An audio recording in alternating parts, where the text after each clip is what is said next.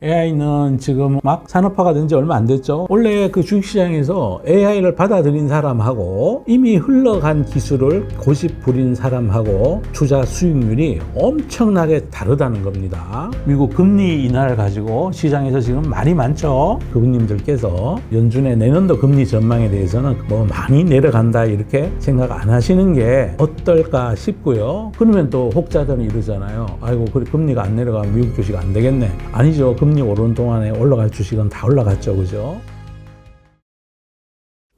네, 그분들 안녕하십니까. 이제 각 연구기관 그리고 또 각 증권사 이런 데서 내년도 전망들을 많이 이제 발표하고 그러지요. 그리고 또 자식들에게 물려줄 주식 뭐 골라보세요 라고. 근데 그 지나놓고 보면 하나도 안 맞죠. 그죠? 하나도 안 맞습니다. 왜냐하면 가장 최근의 이슈들을 자꾸 반영하게 해서 그걸 자꾸 그렇게 의사결정을 해서 추천을 하기 때문이죠. 근데 가격이 변하는 거는 미래에 다가올 미래가 가격을 변화시키기 때문에 우리의 모든 관심은 오늘 이전에 지나간 거에 대한 관심보다는 그거는 그냥 지나간 팩트로 남겨두고 앞으로 변화할 미래에 대한 생각들을 우리가 많이 하면 투자에 도움이 되지 않을까 싶어요. 오늘은 이제 제가 몇 가지 뉴스를 가져왔는데요. 이 뉴스를 통해서 이제 한국과 중국, 미국의 경제가 어떻게 될 거냐, 그러한 상황에 따라서 금리가 어떻게 될 것 같으냐, 또 그걸 또 반영해서 환율이 또 어떻게 될 것 같으냐, 이제 이런 얘기를 좀 약간 매크로스러운 얘기를 말씀을 드리려고 그럽니다.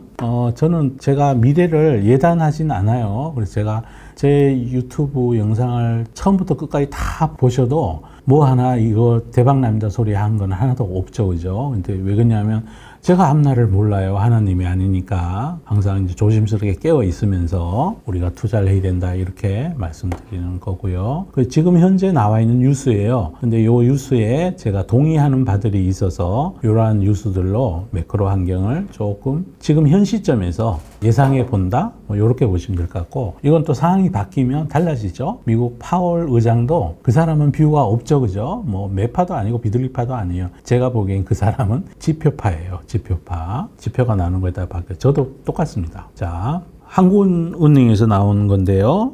첫 번째 뉴스는 미국 경제가 내년에 전 세계에서 유일하게 강할 것 같다라는 전망이에요. 전 세계에서 유일하게 미국만이 강할 것 같다. 그래서 그 이유로 들었던 게 인구 구조. 젊은 층들이 상대적으로 많은 아랫도리가 펑퍼짐한 인구 구조. 이제 제일 좋은 게 이제 피라미드형이죠. 그죠? 그러면 아래가 젊은 층이 많고 위로 갈수록 적어지면 한 국가 단위가 이제 노령 인구에 대한 부담을, 부양해야 되는 부담을 줄일 수 있죠. 그죠?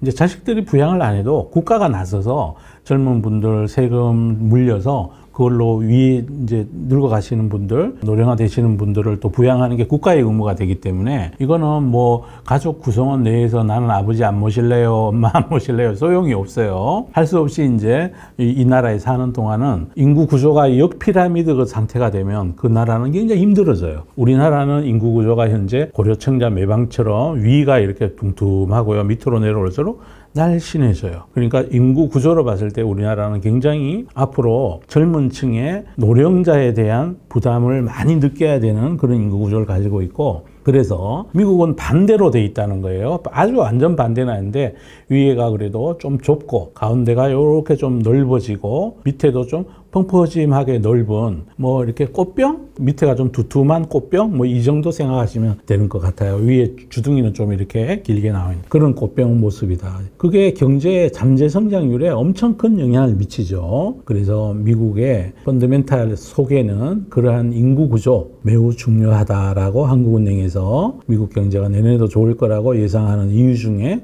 하나로 들었고요. 이번에 이제 연준이 FOMC 하면서 내년도의 성장 전망을 미국 경제 전체를 2%, 2.1, 2.0 그 정도로 이제 제시를 했고요. 아마 저는 그게 달성이 가능하지 않을까 이런 생각을 하고 있고요. 그다음 두 번째 한국은행이 꼽은 이유는 미국은 구조조정을 잘한다. 뭐가 잘 안 되면 후다닥 그걸 접어버리고 잘 되는 쪽으로 옮겨간다. 그렇게 할 수 있는 게 이제 주주 중심 경영이 이제 그 근저에도 자리 잡고 있지만 또 하나는 노동시장이 굉장히 탄력적이죠. 그죠? 미국에는 뭐 정규직 이런 개념이 잘 없죠. 그래서 그냥 회사가 잘 안 될 것 같다 그러면 그냥 내일부터 나오지 마 이러면 다음날 출근하면 책상이 어디 가고 없고 전화도 아니고 그냥 메일로 그냥 끝내버리죠. 이제 그런 측면에서 미국 시장이 미국 경제가 구조조정을 잘한다.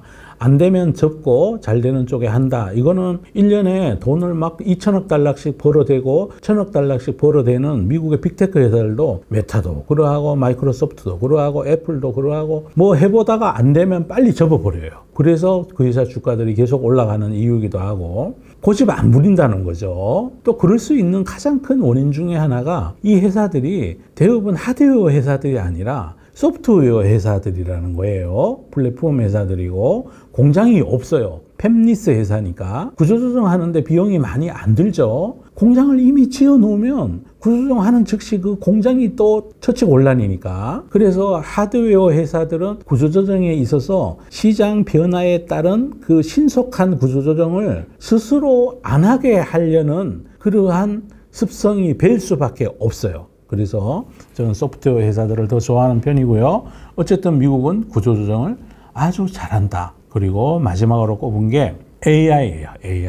AI는 지금 원래 이제 막 산업화가 된 지 얼마 안 됐죠. 근데 원래 뭐 시장에 원래 그 주식시장에서 AI를 받아들인 사람하고 이미 흘러간 기술을 고집 부린 사람하고 투자 수익률이 엄청나게 다르다는 겁니다. 제가 AI를 산업혁명 다음으로 어쩌면 산업혁명 이상으로 큰 혁신이다라고 저는 이제 생각을 하고 연초부터 AI 노래를 불렀는데 그 결과가 원래는 맞았고 내년도도 똑같을 거라고 생각해요. 모양을 조금 달리 하면서 원래는 학습의 시대였다면 내년도에는 에이전트 시대에 그리고 또 2차원의 공간을 나와서 이제 피지컬리 물리적 AI로 진보해서 로봇 산업을 크게 부흥시키고 드론 그다음에 무인 함정 이런 거에도 영향을 막 미치기 시작하는 어쩌면 광범위하게 상업화가 이루어지는 첫 해가 될 가능성이 있다. 이제 그런 생각을 가지고 있고요. 그게 이제 자율주행으로도 영향을 미칠 거고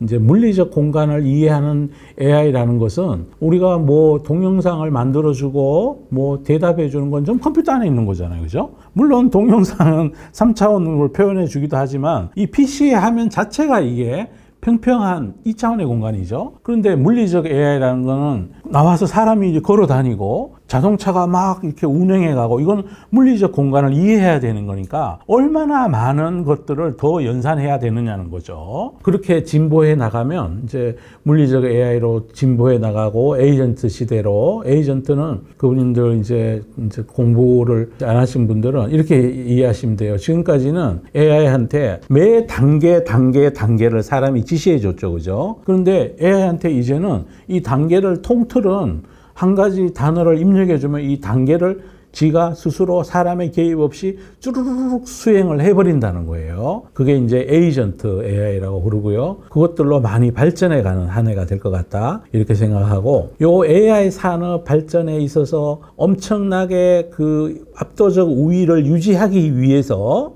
미국이 끝없이 중국에 대해서 반도체 산업을 규제하고 있는 그런 중이고 중국은 또 거기에 맞서서 엄청나게 많은 지금 진보를 이뤄냈어요. 이미 중국의 SMIC는 이미 올해 들어서 주가가 54% 가까이 올랐고요. 뭐 반도체 회사들 주가가 다 올랐어요. 우리나라 회사들은 주가가 뭐 하이닉스를 제외하고는 안 올랐는데 그러고 있는 중이에요. 그래서 미국은 이러한 것 더하기 요 기사에서 언급하지 않았지만 이제 저는 다른 것도 많이 생각하죠. 비옥한 강대한 영토 그리고 또 뭐 침략이 좀 어려운 대양의 양대양 대서양과 태평양 해자가 있는 천연의 해자가 있는 요 가운데 어떻게 보면 대륙 단위로 보면 섬나라인 거죠. 그죠? 북아메리카라는 그 위치가 공격받기가 굉장히 어려운 위치에 있다는 그런 그것도 뭐 굉장히 큰 매력 중에 하나일 거고 물론 뭐 ICBM으로 때리면 뭐 공격을 전혀 못 받는 건 아니지만 그런 위치 그다음에 바다를 면에 있어서 운송에 굉장히 유리한, 물류에 유리한 위치를 가지고 있다는 거. 우리 육상 운송보다가 해상 운송이 같은 무게를 운송했을 때 연료비가 수십 분의 1이나 싸게 들어가요. 물은 마찰 계수가 육지보다가 훨씬 낮으니까요. 그죠? 이제 그런 위치들도 영향이 있고, 교육, 그 다음에 또 뭐 아직 또 제가 또 중시 의견 중에 하나가, 이 나라가 아직 젊어요. 젊어요. 켜켜이 쌓여 있는 세월의 때가 그렇게 많이 안 쌓여 있어요. 그래서 그만큼 그러면 역동적이죠, 그죠? 그리고 또 성공의 추억도 있는 중이고, 그래서 내년에도 저는 미국이 경제 성장률 측면에서 좋을 거다.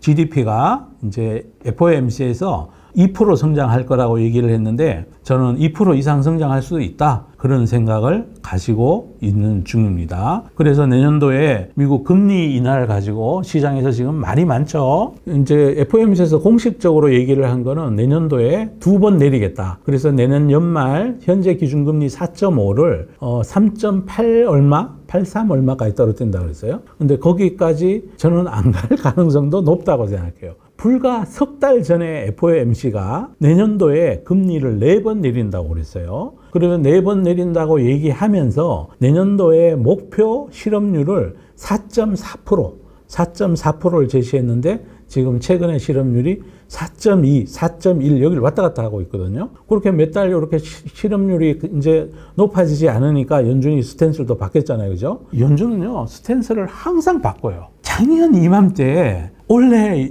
금리를 뭐 5, 6번 내린다고 그렇게 얘기했던 것 같아요. 근데 원래 실질적으로는 지금 3번 내린 거잖아요. 그죠? 그래서 연준의 내년도 금리 전망에 대해서는 그분님들께서 뭐 많이 내려간다 이렇게 생각 안 하시는 게 어떨까 싶고요. 그건 또 그러면 또 혹자들은 이러잖아요. 아이고, 그래 금리가 안 내려가면 미국 주식 안 되겠네. 아니죠. 금리 오르는 동안에 올라갈 주식은 다 올라갔죠. 그죠? 그렇게 미국 금리에 대해서 보시면 되고 10년물 금리 기준으로 4.2 밑으로 잘 내려가지 않을 것 같다. 이런 생각을 현재 저는 가지고 있고요. 그 다음에 위로 올라가는 것도 또 만만치 않죠. 현재 나와 있는 연준 발표가 중요한 게 아니라 현재 나와 있는 지표 기준으로 뭐 4.7을 넘어가기는 어렵지 않겠나. 그런데 시장에서는 뭐 5% 넘는다고 주장하는 IB도 있고 또 내년에 뭐 금리를 5번 인하한다고 주장하는 IB도 있고 뭐 그냥 각자 주장은 서로 달라요. 자, 그렇게 미국 경제를 이제 러프하게 이해를 한번 하고 그 다음에 중국 얘기예요. 중국 이제 최근에 나온 뉴스인데 내년에 사상 최대 600조의 국채를 발행하겠다고 그래요. 코로나 났을 때 그때 1조 위안 정도를 했으니까 200조 정도, 우리 돈으로 200조 정도 발행했는데 내년에 사상 최대로 3조 위안 상당의 특별 국채를 발행한다고 그래요. 그러면 중국이 엄청나게 돈을 많이 찍는다는 얘기예요. 국채를 발행해가지고 진짜 경제를 부양하기 위해서 노력을 많이 하겠다는 거고, 그런데 중국의 부양은 대부분 부동산이나 이런 쪽은 밑 빠진 독에 물 붓기니까 그건 그냥 죽지 않을 정도로 이렇게 뭐 해주고 나머지 대부분은 굴기 산업에 투자를 하죠. 뭐 우주와 관련된 중국이 2030년까지 인공위성을 저궤도 통신위성 이걸 뭐 13,000개인가 얼마까지 쏘아 올리겠다 그러고 그 다음에 또 뭐 전기차 관련된 인더스트리에도 투자를 계속하고 있고 반도체, AI, 양자 컴퓨터, 자율주행 이런 쪽에 뭐 투자를 지금 뭐 아낌없이 쏟아붓는 중이에요. 그 돈의 원천은 무역 흑자죠, 그죠? 쌓여있는 중국이 가지고 있는 외화가 무지 많아서 그렇게 할 수 있다는 얘기고, 또 중국이 이렇게 하는 이유는 중국 지금 소비가 안 좋죠. 중국의 결혼 쌍수가 2013년 대비해서 2분의 1로 줄어들었대요. 젊은이들이 결혼을 안 한대, 결혼을 안 해. 이게 취업이 안 되니까. 그러면 이거는 이제 가만히 생각해 보시면 취업이 안 되고 결혼을 안 하면 소비가 줄겠죠. 소비가 줄면 당연히 물가도 올라가지 않고, 그런데다가 미국에서 관세를 중국을 상대로 25% 관세 물리고 트럼프가 취임하자마자 그렇게 되면 중국이 이제 수출도 좀 부진해질 거고 내수를 어떻게든지 살려야 되는데 내수는 또 물가가 지금 안 올라가서 문제일 정도로 침체된 길로 가고 있는 거예요. 그럼 중국의 내년도에 금리가 최근에 또 금리 계속 내리고 있죠. 지준율을 떨어뜨리고 있어요. 지준율이 떨어진다는 얘기는 금리 내린 효과랑 거의 비슷한 효과를 미치고 시중에 통화량을 공급하는 행위고요. 그렇게 되면 어떻게 되겠습니까? 점점 더 경제 성장률은 이제 원래 뭐 4.8, 5%에다가 내는 데면 조금 이제 하강하기 시작할 거고, 물가도 낮아지고, 그러면 거기다가 이제 미국하고 통상 마찰이 더 강화되면 더 이제 내수 부양을 위해서 돈을 막 찍어내야 되고, 이렇게 되면 환율이 또 어떻게 될까요? 위안화 환율 상단을 중국이 최근에 7.5 위안까지 올려놨는데, 최근 올 하반기 들어서 위안화하고 동조될 코릴레이션이 우리나라 환율이 무려 0.97이랍니다. 0.97이면 위안화가 오르면 우리도 오르고 위안화가 내리면 우리도 내리고 그러고 있다는 거예요. 그럼 우리 환율에 대해서도 지켜볼 바가 많죠, 그죠? 중국이 저성장이고 일본도 지금 내년도 예산을 편성했는데 방위비를 무려 10%나 올리고, 그리고 내년도 금리에 대해서도 못 올린다고. 진짜 뭐 올려봐도 의미가 없는 게 지금 금리가 0.25니까요, 그죠? 그러면 일본도 디플레, 중국도 디플레. 최근에 이제 내년도 성장 전망을 보면 독일, 프랑스는 그래도 1.1% 정도 되고 독일은 0%대로 성장한다. 그래. 독일도 이제 진짜 침몰해 가고 있는 거죠. 그게 이제 전통 금속, 기계 산업, 이런 산업이 그들의 강점이었는데, 그게 중국에 의해서 자동차 산업에 대해서 지금 많이 위축되고 있잖아요. 폭스바겐이 뭐 3분의 1을 구조조정하고 이런 판이니까. 그럼 프랑스는 이제 남부에 있는 농업 기반 때문에 그나마 1%대로 성장한다 그러더라도 이거 만만치 않죠. 영국은 그래도 제법 성장을 조금 하는데, 영국은 또 기름이 나는 나라니까, 북해 유전에서. 그렇게 보면 이제 독일, 프랑스 뭐 이렇게 이제 물가가 떨어질 걸 걱정할 정도로 위축되어 있는 거고, 일본도 위축되고 중국도 위축돼요. 그러면 달러가 어떻게 될까요? 그러면 우리 환율은 또 어떻게 될까요? 물론 최근에 우리 환율의 급등에는 경제적인 이유 말고도 요만큼의 어떤 그 정치적인 리스크도 반영되어 있지만, 저는 펀더멘탈리도 내년도 환율에 대해서 너무 막 그 원화 강세 전망을 하기에는 어렵지 않겠나, 이런 생각을 해보고 있는 중이고요. 자, 그런 가운데서 한국은행이 내년도에 기준금리를 추가 인하하겠다고 아예 공개적으로 밝혔어요. 이거는 또 흔치 않은 일이에요. 왜냐하면 중앙은행이, 우리나라 이제 은행이, 한국은행이 우리 다음에 금리 내릴 거예요라고 얘기 좀채 잘 안 해요. 이건 이례적인 일이에요. 그런데다가 이제 어제 발표된 BSI 지수, 기업들이 100 이하면은 경기 위축을 의미하는 거고 100 이상이면 경기 하락을 예측하는 건데, 내년 1월 달 BSI 지표가 84.6인가 7인가가 나왔어요. 90% 이하로 떨어진 거는 코로나 때 이후로 처음이에요. 수출 안 된다는 얘기죠. 내수도 안 되고. 우리 그분들 중에 이제 요식업을 하시거나 이런 분들 아마 좀 진짜 요즘 어렵지 않으신가요? 어떤 그분이 인천에서 갈비집 하신다는 분도 계시는데, 물론 잘 되는 집은 굉장히 잘 되는데 소비 전체가 위축되는 구조로 가고 있다는 거죠.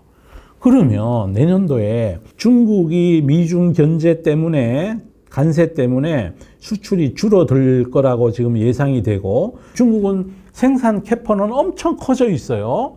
대부분 또 우리랑 경쟁하는 산업 구조를 가지고 있고, 중국의 물량이 우리랑 경쟁하고 있는 그 시장에 쏟아서 나올 수 있다는 거죠. 그런데다가 더해서 우리 환율은 올라가고 중국 환율은 세지면, 가령 위안화는 7위안으로 떨어지고 우리 환율은 1,500원을 가면 저절로 우리가 수출이 잘 되면서 가격 경쟁력이 생기니까 우리 경제 펀더멘탈이 강화되는 요인이 될 수 있는데, 위안화도 올라가고 엔화도 올라가고 우리 환율도 올라가고, 그러면 이거는 환율이 스스로 만들어주는 펀더멘탈의 강화도 못 만들어주는 거예요. 그렇게 보면 우리 내년도 환율에 대해서 과연 지금 현재, 오늘은 약간 특이한 날이니까 지금 1,470 몇 원까지 지금 올라 있는데, 이게 막 진짜 1,400원을 깨고 밑으로 내려갈 거냐, 어렵지 않겠느냐라고 보는 게 맞는 거다라는 생각을 지금 현재로서는 안 할래야 안 할 수 없는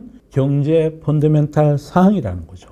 환율은 그 상대국에 대한 교환 가치인 거거든요.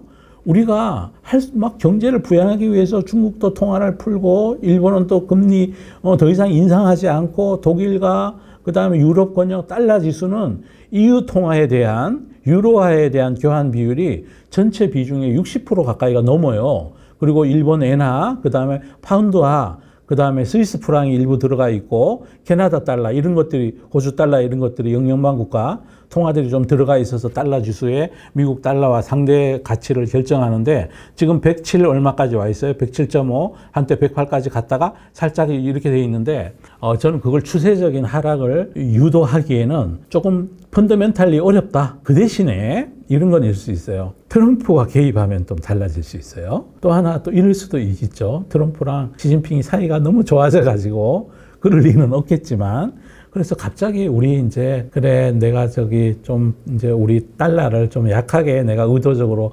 가줄게 뭐 이런 식의 그러면 위안화가 약해지겠죠. 그러면 유럽 통화가 약해지고 그러면 위안화와 유럽 국가들의 수출 경쟁력이 좋아지는 거잖아요. 그죠? 그렇게 되는 건데 과연 트럼프가 미국 우선주의 하겠다고 그러는데 그 꼴을 보겠느냐? 그건 또 아닐 것 같다는 생각도 좀 들고요. 그래서 달러가 계속 강세로 가지는 못하겠지만 펀더멘탈만 고려한다면 특별한 요인이 없다면 달러는 금리 환경을 보고 한 나라의 명목 GDP가 그 나라의 기준 금리라면 GDP 그다음에 물가 성장률 이걸 봤을 때 독일, 프랑스, 영국, 일본, 중국 여기가 다 지금 녹록지 않은 하강 위험에 처해 있는 터라 내년도에 달러가 기조적으로 약해지기는 어렵다라고 지금 시점에서는 전망할 수밖에 없다라고 제가 말씀을 드립니다. 그 다음이고요. 중국 규제의 역설, 반도체 주가 뛰고 전기차 투자는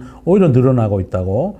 중국의 CATL 아시죠? 여러분 이 회사가 원래 주가가 71% 올랐다고 그러고요. 반도체 장비 회사도 69% 오르고요. 여기는 SMIC는 그 파운드리 하는 회사죠. 막 규제를 많이 하고 있는데 중국은 지금 이런 상황이에요. 자체 내 시장이 있으니까.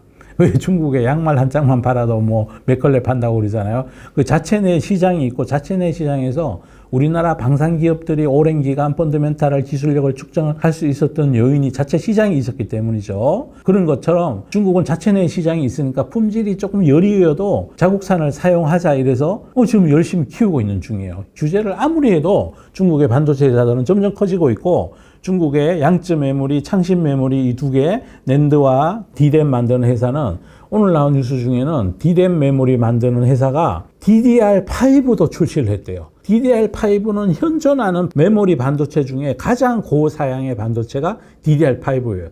DDR4보다가 연산의 속도, 그러니까 처리하는 속도가 주파수 해리소가 엄청나게 전보되어 있는 그것까지 지금 출시를 했다 그래요. 그러면 이게 또 우리나라 펀더멘탈에 우리나라의 전체 수출에 반도체와 자동차, 2차 전지 이런 것들이 많은 비중을 차지하고 있는데 거기엔 또 어떤 영향을 미칠 건가? 저는 정말로 우려하지 않을 수 없다는 말씀을 드릴 수밖에 없다는 거죠. 이런 것들이 또 우리 환율에는 또 환율의 요인, 결정 요인 중에 경제적인 요인 중에 경상수지도 들어가는 거니까요. 그리고 상대국에 대한 이자율 차이도 분명히 들어가는 거고 그거 위에도 우리는 또 지정학적인 우려, 저는 그거 말고도 국토의 면적, 군사력의 크기, 뭐 자원의 양 이런 것도 하늘에 장기적으로 영향을 미친다고 생각하는 사람이라서 눈앞에 있는 엄연한 현실이에요. 이 현실을 부인하면 열려있는 글로벌에서 나가 경쟁하는 우리나라 기업들의 주가를 못 맞춰요. 그런 측면에서 요거를 말씀을 드리는 거고요. 그러다 보니까 중국에다가 전기차 현대자동차 그룹이 중국에 이번에 8천억을 들여서 베이징 자동차와 전기차 시장을 공략한다 그러고 현대자동차는 그래도 희망이 좀 있어요. 구글의 웨이모 차 있죠? 그 차에 자율주행으로 미국에서 각 주마다 250대씩 지금 잘 굴러다니고 있어요. 웨이모 자율차의 그 바디를, 그 차를 현대차가 공급하겠다는 이런 얘기도 있었죠. 자율주행차 시장도 내년에 많이 커질 거예요. 올해보다가 내년이 진짜 본격적으로 개화하는 첫 해가 될 가능성이 저는 크게 보고 있는 중이고요. 어쨌든 현대차가 중국의 베이징 자동차하고 8천억 투자해가지고 여기 투자한다는 얘기고, 도요타는 또 상하이에 단독 공장을 설립해서 2027년도 가동 목표로 전기차 시장에 들어간다 그러고, 폭스콘이 중국에 배터리 공장을 지어요. 또 폭스콘은 아이폰 전체 디바이스 생산량의 거의 대부분을 차지하고 있는 회사죠. 대만 회사인데 중국에다가 배터리 공장 짓는다고 그러고 나서고 있어요. 자, 이런 현상들을 종합적으로 보면 내년도에 우리 기업들 수출 전망, 기업들도 이미 1월달 BSI가 84.7이라고 하는 걸 보니 이제 어렵다고 다들 고해성사를 하고 있는 거고, 그런 가운데서 이제 제가 해야 될 거는 산업을 부흥하는 거는 우리나라 산자부, 우리 저 국회, 그다음에 각 기업들 이런 데서 노력해 주셔야 되고, 저는 우리 그분님들 돈 안 잃게 해드리는 게 저의 소중한 부여받은 책무라는 생각으로 불편하지만 이런 말씀을 드리는 거고요. 그래서 종합적으로 이제 결론을 내리자면 내년도에 금리, 한국의 금리는 더 내려갈 가능성이 있다. 그러므로 지금 현재 수준의 금리에서 채권 투자해도 제법 쏠쏠할 가능성이 높다라고 말씀드릴 수 있고, 미국은 현재 채권 시장에서 그렇게 많이 재미를 많이 볼 것 같지는 않다. 원금이 보장되고 이자 받는 수준에 머물 가능성도 상당히 높다. 그런데 금리 레벨은 4.5를 10년물이 넘어가 있으니까 그 미국이라는 큰 경제 단위가 이제 5%대 금리를 얼마나 오랫동안 지탱할 수 있는지는 AI 산업의 발달, 이런 것들이 생산성을 얼마나 만들어주는지를 지켜봐야 되겠지만, 현재로서는 내년도에 FOMC가 전망하는 2번의 인하, 그 이하로 내려갈 가능성이 현재로서는 보이지 않는 것 같다. 이제 그렇게 말씀드리면 될 것 같고요. 뷰가 바뀌면 제가 또 다음에 이런 유튜브를 통해서 그분님들께 제가 요러요러해서 제 매크로 변수에 대한 저의 전망을 바꿉니다라고 말씀을 드릴 거예요. 저는 경제학자도 아니고 뭐 한국은행에 뭐 이런 것도 아니고 여기 이런 쪽에 제 전문성은 많이 부족해요. 하지만 이게 실전에서 잔뼈가 굵었던 터라 제가 또 열심히 어떤 미래에 대해서, 나라의 경제 단위에 대해서 이런저런 생각을 많이 해요. 그래서 다음에 만약에 제 의견이 바뀌면 꼭 말씀드리겠다고 약속을 드리면서 내년도에 금리, 환율, 각 나라의 세계의 어떤 경제 지형도 이런 거를 짧게 말씀드렸습니다. 네, 여기까지 마치도록 하겠습니다. 감사합니다.